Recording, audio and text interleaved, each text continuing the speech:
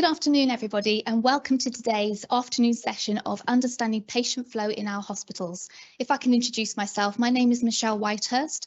I'm a Public Governor representing the Poole constituency and also Deputy Lead Governor. I'm privileged to be part of a team of 16 governors who represent the constituencies of Bournemouth, Christchurch and East Dorset, Poole and the rest of Dorset, and we work alongside a team of 4 hospital staff governors and 3 appointed governors from the council. Together we form the Council of Governors. So just to explain our role as governors is to seek and represent the views of members to the board level, is to share hospital information, is to act as an ambassador for University Hospitals Dorset, which we also call UHD, and is to form good working relationships with the board. Over the last few years, it's been quite unprecedented with the pandemic. And as you can appreciate, we've got lots of news to share with you. And that is in response to providing and continuing to provide high quality care and how we're working hard to reduce waiting times. UHD, or University Hospitals Dorset, is also looking forward to the major building works that are taking place across the 3 sites to provide facilities for patients and staff. As governors, we're always keen to listen to everybody, and that's patients, members, carers, families, anybody. We need to hear your views, which can help to improve services and departments and decision making within the hospital. Your views are very important and can influence developments and improvements to services and the hospital. Trust membership is a great way for University Hospital Dorset and the governors to keep in touch with you. Some of you will be members already, but if you're not, and as you've noticed, I've mentioned the word member quite a lot. If I could just tell you a little bit about what it offers you. There's 3 different option levels. Option 1 is to be informed. To be informed is to receive the latest news about the hospital via a membership newsletter, which you'll receive via an email. The second option is to be involved. Involved is where we may need some help with surveys and with focus groups, but you also get the addition of the newsletter. And there's also the third option, which is being active. And being active is what I do, being an elected governor and being on the Council of Governors. Interestingly and of note, there are some elections coming up shortly towards the end of the year. So if you're a member already, you may be interested to be more active and support your hospital with maybe some skills and knowledge that you may have. And being a governor might be of interest to you. If being a member or those 3 options are of interest to you, you can find full details on the University Hospital Dorset website. And if you use the search browser, search for membership or governors, you will find full details. And on that note, I'd like to hand over to our speaker for this afternoon, Alex Lister. Thank you for your time and thank you for listening to me today. Thank you.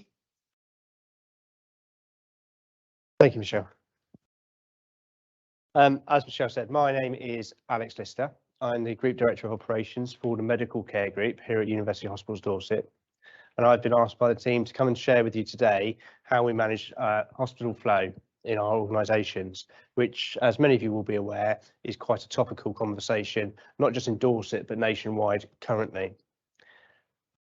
So what is flow? Let's start there.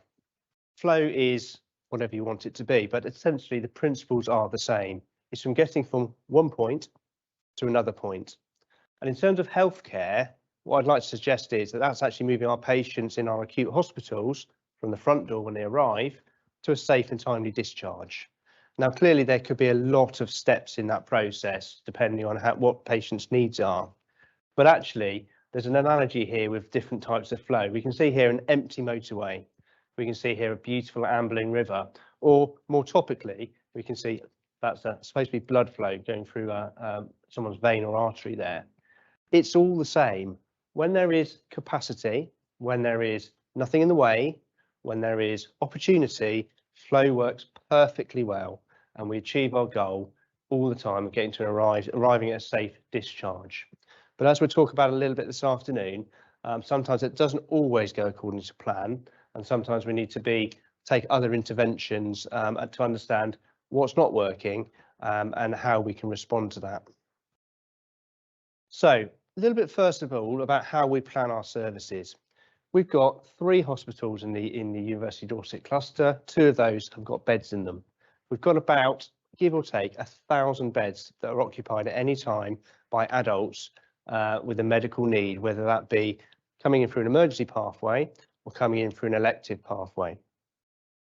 We are part of a significant partnership in Dorset. So we also have regular conversations with Dorchester Hospital, with Dorset Healthcare, who provide most of our community services, with community care, primary care, but also with our councils and our third sector to plan services in a large way. So we are always talking to each other so that nothing happens that upsets the equilibrium, but we don't always get it right. And sometimes we have to work very closely together. And as we talk through managing flow, you'll see that becomes more apparent.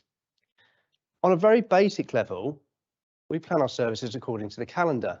So as you would expect, we have slightly different offerings and slightly different staffing models for things like the Bournemouth Sevens, for the air show, for winter, for Christmas, bank holidays. All of these take additional levels of planning, both across our services acutely, but across the wider health community.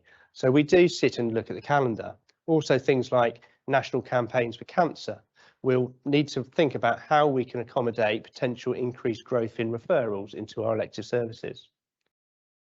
We have quite a large and wide-ranging exercise every year about planning for winter. We all know winters are getting tougher. We all know that we have flu over winter, we have increased admissions over winter, and the organisations become more challenged. We open additional beds, we change the use of some beds as well to accommodate some of that. So each organisation develops its own local winter plan. We're currently just signing off our 2022-23 winter plan through our trust management board at the moment, but just to show, this is the 21 plan cover. And also not to forget, and I'm delighted Alan's coming at the back there, we are planning in the next 2, 3, 4 years for the most significant changes in health services that Dorset will have ever seen. It's a once in a lifetime change when we move to an acute and an elective hospital site. So Poole Hospital, like I can see out the window there, will become our elective site, and Bournemouth Hospital will become our emergency site. And anybody that's passed either of those two sites very recently will have noticed the significant amount of building work that's happening on both those sites to facilitate those moves. The amount of planning and change that we have to go through as an organisation to make that happen safely it cannot be overstated. And we're going through considerable cycles and check and challenge of how that's being planned. And again, that's wider than just ourselves. Just last week, we sat in a room with partners from Hampshire, from Dorset, again, reconsidering our plans and how we progress those in the best way possible. So patient flow, talked about what it is, patients moving through. So how do we measure it? So there's a few different ways we measure it internally. One of those is quite simple, with currency of beds. A hospital bed allows a patient to flow through it. This is an empty hospital bed. We like empty hospital beds because that means we can move the patient to it quite rapidly. But actually, those empty hospital beds happen at different times of the day and for different reasons. So that's how we measure one of it. We also measure hospital flow in time, and this is quite important. We say that in the acute setting, we are measuring flow in hours and often minutes in terms of getting patients to the next destination and turning things around. It feels like sometimes services outside don't work at the same pace we do, which can be one of the challenges we have to overcome because it feels like other things work in days or weeks, which can be a frustration to flow overall. But actually, how does the public measure flow, and how's everybody in media measuring flow right now? Currently, it's by ambulance waits, and we've seen in our local media that we have been challenged with ambulance waits. So these are our two acute sites, and as you can see, there are times when we cannot, in a timely way, bring ambulances in, and that's a indication that we are really struggling with hospital flow. And as I've said, nationally, regionally, this is a bigger challenge this year than it has been in previous years for all organisations. But actually, ultimately, what we want to measure patient flow in is quality, in compassion, in patient care, because that's why the staff are here. That's why we're all here, that we want to make sure the patient have the best experience. Often when they come into our services, they're they're in a place where they're feeling vulnerable, they're feeling lonely, they're in pain, so they're not in their best place. And all our staff really want to do is move them through the system as safely, effectively as they can, in the most compassionate way, to provide the best quality that we can. So how do we do this? It's really challenging. 1,000 beds. Between our two emergency departments, we get around 450 new attendances per day, of which we'll admit 25 to 30% of those patients will require coming into hospital.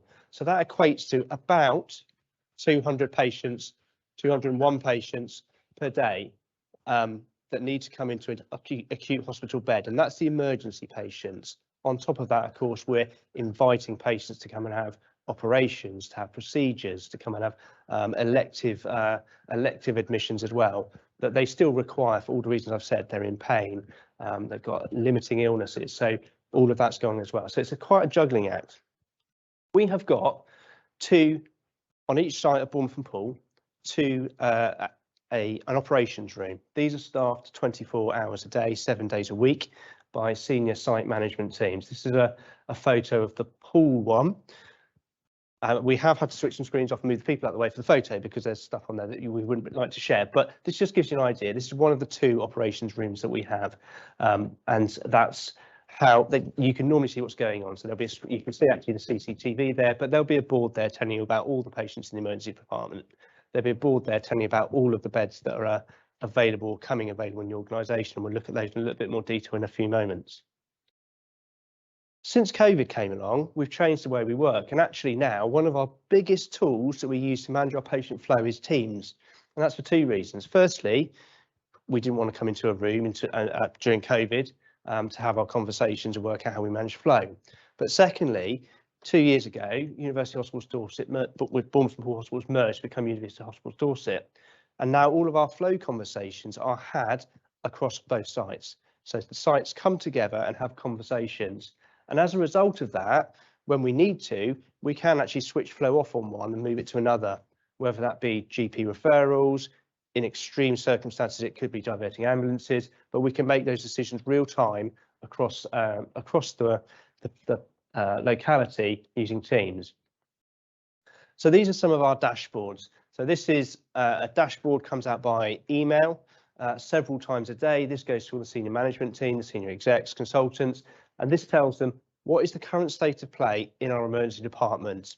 And this tells you how many patients are waiting for beds, what the activity's been like, how the emergency department is feeling, and gives it what we call a risk scale. So that is sent out regularly through the day, and there are some individuals, I won't name them, but people like myself that would be checking this before I leave home at morning at 6:30, because that's when it drops in, so I know what I'm coming into. We have real-time dashboards. So this is our current emergency care dashboard. So this will be, this refreshes every 60 seconds, 120 seconds, this one. So we can always tell throughout the day how many patients are in the emergency department, how many patients are on our urgent treatment centre, how many ambulances are on site currently, and how many patients are waiting for bed, and how long have they been waiting. So that detail, as I say, it's live. It's a dashboard I have in my office, others do too, and it's real. So we can see what the state of our emergency departments as a barometer of our organisation, how is it feeling. We have this dashboard which we review at our bed meetings, and anybody can review that's got the right permissions throughout the day. And this gives us an indication of, as things are now, how many beds will we have at midnight? And we have one of these for each site. So this, at the time I took this screen grab, was saying for the Poole site we were going to have a negative balance of 19 beds at midnight, but we still had some more discharges, 17 potential discharges to go. So actually we'd be about even Stevens, but even Stevens is a challenge, isn't it? Because it means every single bed is being used, which does create problems for flow. And then finally, we get into more detail. So this again is a screen that we use to create our flow. This tells us throughout the day how many patients by ward will be going home today, and how many patients might be going home today if they have a final test result, a final review by a doctor, those types of things. So this is just a selection. There are others, but these are some of the dashboards that we use to manage our hospital flow on a day-to-day basis. So what can go wrong with hospital flow? I think anybody that deals with flow or any other process would tell you actually to be efficient, you want to be running at about 85%. So that's what we'd love to plan our services to be at, which would mean we'd have 150 empty beds at any one time across University Hospital Dorset. It's often, unfortunately, we're running much closer to 100%, which means efficiency becomes a real challenge. We looked earlier at the analogy of the motorways, of the rivers and of the blood vessel. And of course, we've all suffered the frustrations of motorway congestion. We've all seen what can happen to rivers, and hopefully not many of us have had heart attacks, but we're all familiar with the concept. This is where the flow becomes disrupted. So what does this cause? It causes congestion, but it also causes inefficiencies through other processes. So you'll find on a motorway, the roads leading on the motorway become blocked. People start going through towns and centres and causing other problems. Same with the river, and with the heart, of course, it becomes more telling. But actually, this is what happens in the hospital too, and this is unfortunately why we see circumstances like ambulances outside emergency departments, because it just everything backs up during the day. Also, we've used a tsunami as an example there, but we can have surges in activity. With the best will in the world, the emergency department is in a really good place. 15 ambulances an hour, it won't be able to cope with. It can't cope at that level, and it does happen. Now, if there's something specific, an incident going on, we would have a slightly different response. But actually, surges in activity are a challenge. But that can also be things like, again, we plan for winter, we plan for flu. But flu in itself brings a surge. COVID is a surge, and again, we're planning for winter COVID moving back into the coming months. Bottlenecks, and this again could be anywhere in our system and caused by anything. So a scanner breaking will cause a bottleneck in our service. It means patients can't have a scan, which means they may be delayed for a few hours, which means they may go home tomorrow rather than today. And that's actually really significant, given when you're in a system running as intensely hot as we can at times. But there are other bottlenecks as well. So we know, for example, that, and we can plan for to some extent, that GP admissions go up at particular times of the day, generally late morning, generally late evening. And this is when GPs have reviewed either their house calls or their pending calls. And we know that happens. It does bring together a bottleneck, because that's actually also when ambulances are at their strongest and highest point. Other capacity throughout any part of the system could cause a bottleneck, and does impact what we're doing. Again, we can't thank our staff enough for what they are doing, but this is all really, really hard. And actually, we have seen higher levels of sickness. We hear about people leaving the care sector, and we hear about other challenges to our staff. And it does slow things down. People are tired, particularly when we haven't got the right amount of nurses on the wards in our emergency departments, the right amount of doctors, and it does cause us problems. So we can't underestimate the impact that we, the people, actually have on our flow. So that's made it sound really bad, hasn't it? And sometimes it does feel like that in the organisation. But what do we do when flow is challenged? We have a set of steps that we follow. So we have, as you would fully expect, we have capacity plans that we follow and implement. So this tells us, even when we've got 150 empty beds, how we should be operating as a hospital. It tells us that we should be having those meetings 3 times a day at least, to discuss where we are, what's the next steps, are we going to be okay for the next few hours overnight. So we follow those plans, and they also help us and tell us when we need to escalate that plans to a different level, which has got a different subset of actions. There's a lot of national guidance around this, and this chap, who I don't know who he is, but he's been on the front of the Operational Pressures Escalation Framework for many, many years. And this is a nationally prescribed step. We go from Opal 1, which is lovely, everybody's happy, and we're all sat in the garden smelling the roses, to Opal Level 4, where it's a very different circumstance, where we are really struggling for capacity and how to manage it. So there is national information and documentation about how we do that. We translate that into our local actions, and then we've got action cards. So at the point we trigger OPAL 4, which is the card I've put here, there are a subset of actions. And this is when we start thinking about, do we say to our doctors who have got some administration time or are operating their clinics today, actually, sorry, we need to change that. We need you to go and help with the wards or with the emergency department. We would take down any meetings in the organisation that aren't directly impacting flow or safety to ask those people to support operational flow for a period, and all sorts of actions beneath that. So that would be invoked at any of the flow meetings. We can step up and we can start, we've got a full capacity protocol, and this would then start being when we start supporting us as a management and a clinical team, making the more difficult decisions. And this would be things like going into areas that wouldn't normally see beds. This would be potentially starting to think about, do we have to think about cancelling some routine operations and those types of unpleasant conversations and decisions. So we're supported with policies about how we do that. And again, this is part of our winter process. We're reviewing this. There's been some changes to other organisations in sort of Wessex and the South about how they respond to pressure, and we're learning from where they are. If these changes, if these actions haven't stopped us moving, we move into an assessment about, are we heading towards what we call a critical incident? So again, I think it was reported locally that University Hospitals Dorset went into an internal capacity incident last week, which we did, and that was to try and prevent ourselves going into a full critical incident. And what does that mean? It means actually we open a complete new room. It's an incident room where you will have 3 people.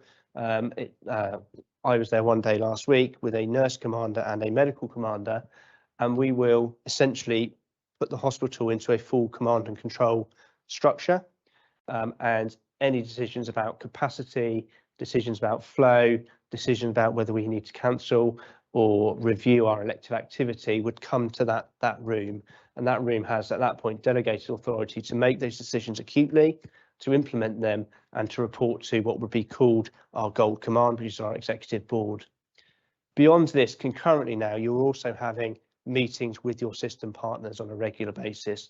We are listing what support we need from community beds. We're listing what support we need from local councils in terms of supporting discharges and having those conversations at quite a senior level. If this doesn't succeed, that's when the system would potentially make the decision about going into a critical incident. We wouldn't make that decision unilaterally as University Hospitals Dorset. We would go through our NHS Dorset partners, and at that point they would stand up their control room as well. So it does become very challenging, but there are processes to manage this acutely as it happens. We hope we don't get to that, and we have a continual process of quality improvement where actually what we want to do is improve everything we do to support hospital flow. So this is a high-level diagram of our Improving Hospital Flow programme, which I'm the management lead for. So as you can see, there's 4 work streams there. Each one of these has a subset of work that they are doing that will have a material impact on the patients presenting into our emergency work streams in particular. So lots happening in terms of senior decision making at the front door and how we provide other services. Same day emergency care is a key one, so patients would go and be seen directly by the specialty that they need to see rather than spending a period in the emergency department. We want to improve what we do in operational flow. How can we work in such a way that our discharges are earlier in the day, creating more capacity and creating flow? We've just opened 2 discharge lounge, departure lounge, we call them, 1 on each side starts as part of that work. And the final work stream is on discharge, and this is the one where we work with internally to make sure that our wards and areas like that are doing what they can to promote discharges, but also this is where we work with external partners in terms of developing rapid discharges for patients waiting. And within that, we're planning later this month to open our first virtual ward, which means we will discharge patients home and continue to monitor them through a virtual hub.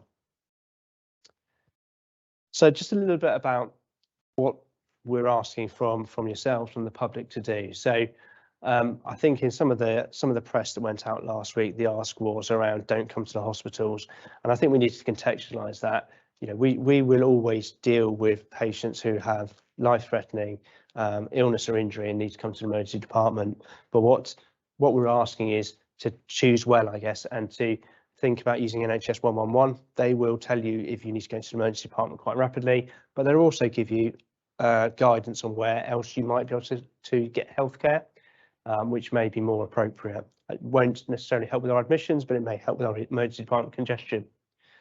COVID vaccination. Please, if you get the opportunity, have your COVID and flu vaccinations. It is real. We have over 100 patients across UHD at the moment that have COVID, which does cause us problems because it means we close beds around them, so it does impact our overall capacity. So a plea from myself and from UHD is to have your COVID vaccination if you're able to do so and offered so.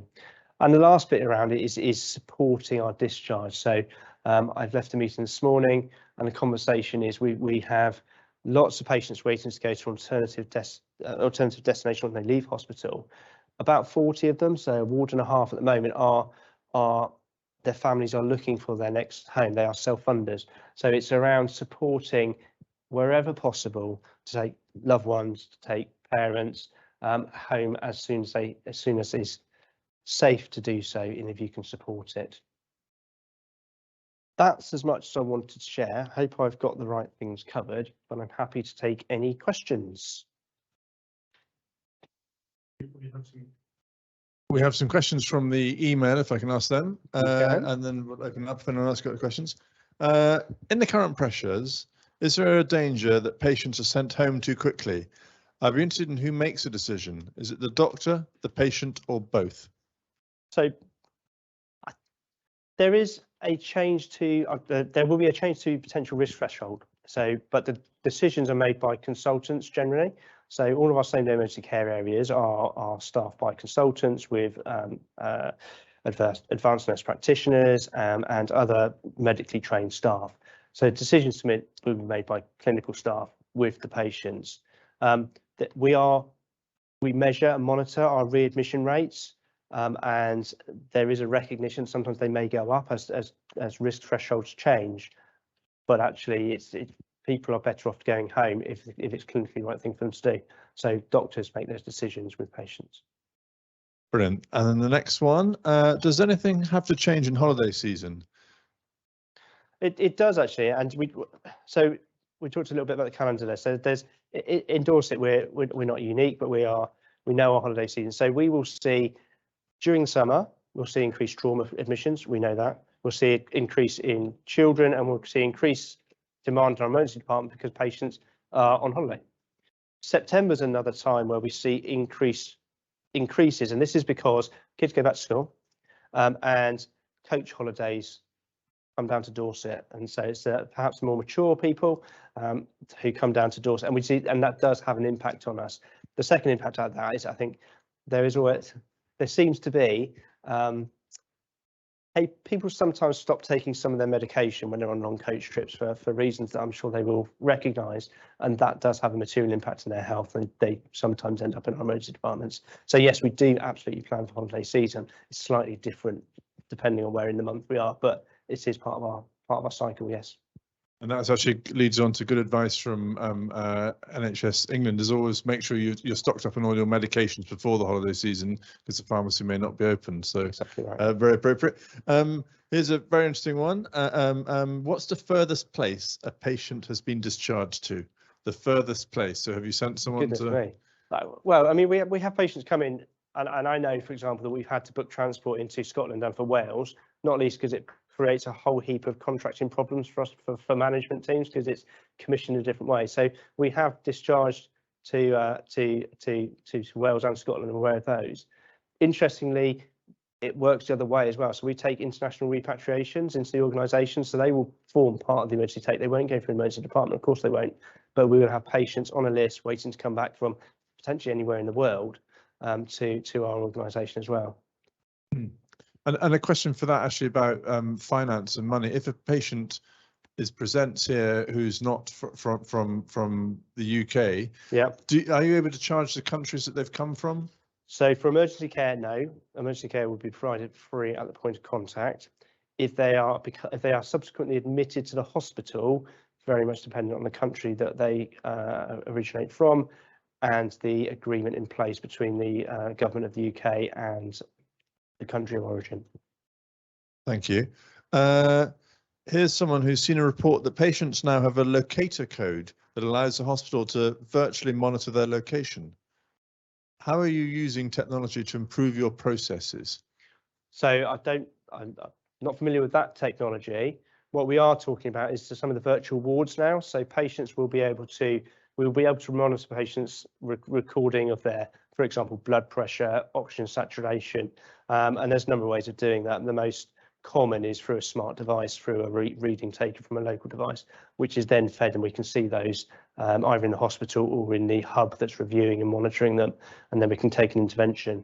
In terms of actually tracking patients' location, I'm not sure I'm familiar with that one. Actually, that leads, I think you've answered it now, because there was, from the email, a question came through, what is a virtual ward? How can you virtually care for a patient? But technology is our friend here. It is our friend. So we're working through the governance, but if I was a patient and was considered low risk but needed keeping an eye on, I would go home. I'd remain under the care of the consultant I was being discharged by, but I may be submitting readings on a 3-4 times a day basis, and may actually get a district nurse or a different healthcare professional visit me. And again, that's built behind that. There is, if you need to come back in, the pathways are built to do exactly that.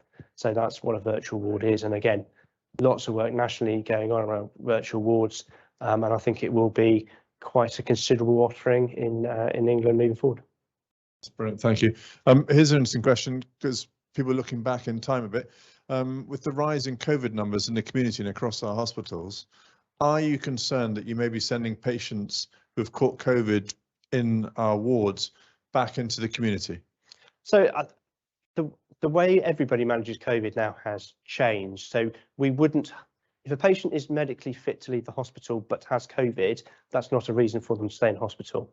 So we would discharge them to their usual place of residence with the same advice that whether you or I had COVID at home but didn't need to come into a hospital.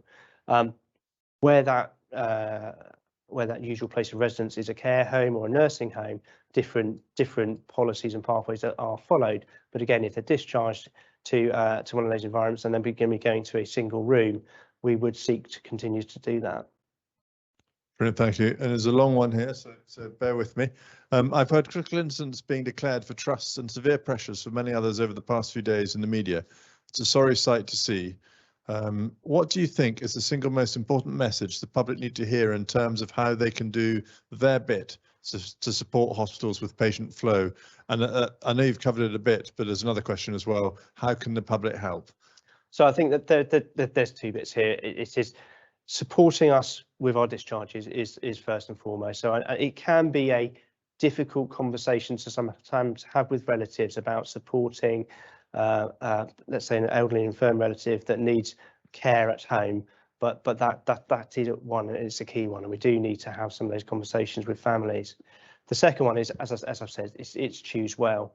The emergency departments are busy and clearly continue to and will always receive life-threatening injuries and illnesses, but if you use NHS 111, use your GP primary care first.